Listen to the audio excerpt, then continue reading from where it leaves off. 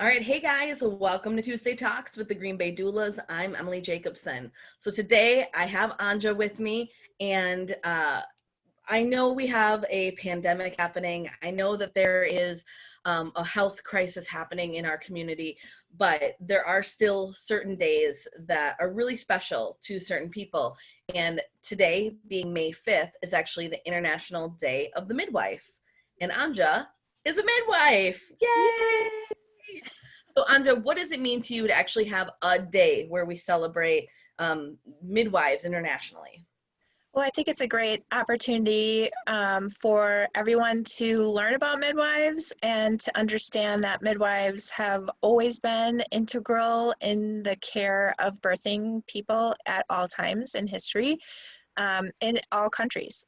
So that's a really cool focus, I think, is that we're not anything new. We're not anything specific to one type of person or one person who has a certain kind of belief. Midwives serve all kinds of people in all kinds of settings, and so I love that we are able to shine a light on that and show what kinds of things midwives are doing to improve outcomes and for birthing people and for babies.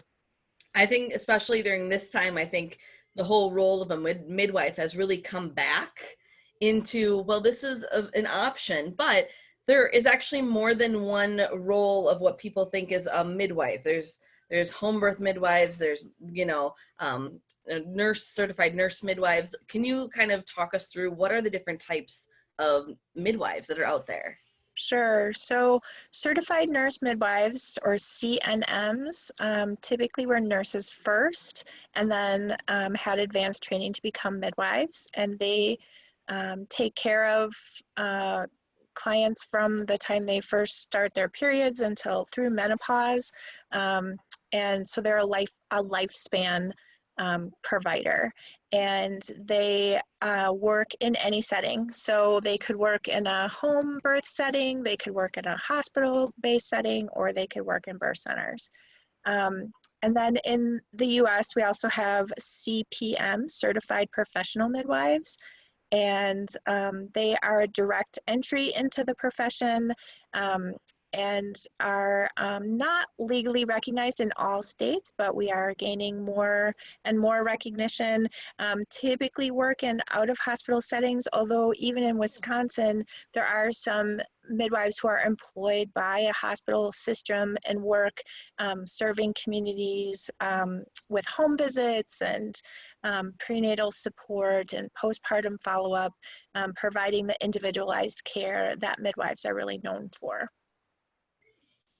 Awesome. I think I didn't realize a couple of those things, but I mean, even to put it in perspective, I mean, Wisconsin here, you have to be a licensed midwife. Go 45 minutes north to Michigan, they're unregulated completely. And then you go down to Illinois and they're illegal.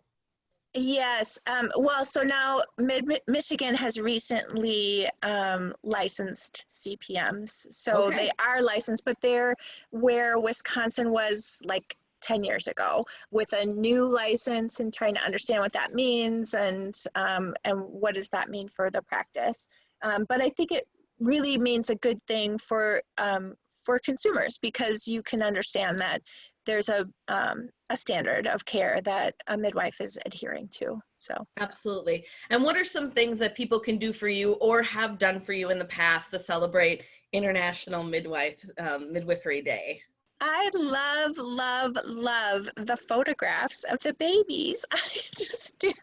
I just do. I mean, obviously, I'm in it for birthing people and I want them to feel empowered and supported through this huge transition in their life, but I love babies. So I love it when people get on my page and tag me and post photos of their babies and their bigs, because now I've been in this long enough that there are big kids that I was involved in their birth, and I always just love that. Yeah, Thinking I was going about to ask you, are your oldest midwifery babies in high school, middle school? so I started as a doula and a childbirth educator in 1997.